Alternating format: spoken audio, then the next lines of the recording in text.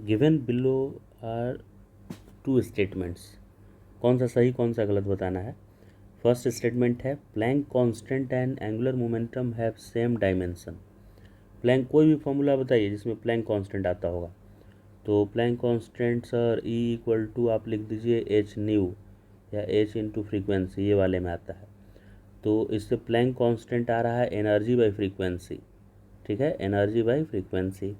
तो एनर्जी का डायमेंशन होता है ml 2t-2, और ये फ्रीक्वेंसी नीचे आ गया है, फ्रीक्वेंसी का होता है t-1।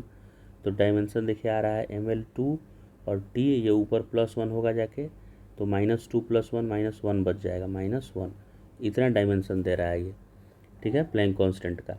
और एंगुलर मोमेंटम का डायमेंशन निकालिए।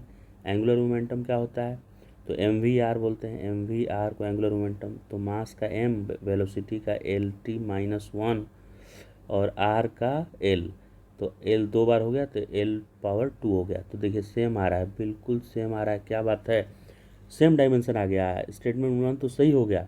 Statement 2, linear momentum end moment of force have same dimension.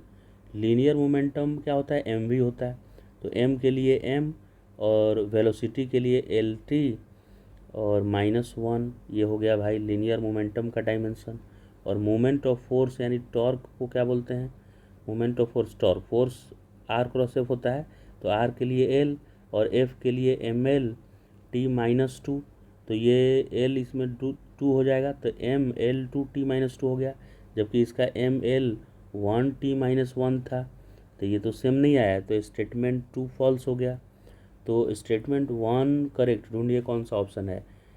Statement 1 true but statement 2 false, इसी में देखिए दिख रहा है फोर्थ, तो फोर्थ ऑप्शन करेक्ट है इसका।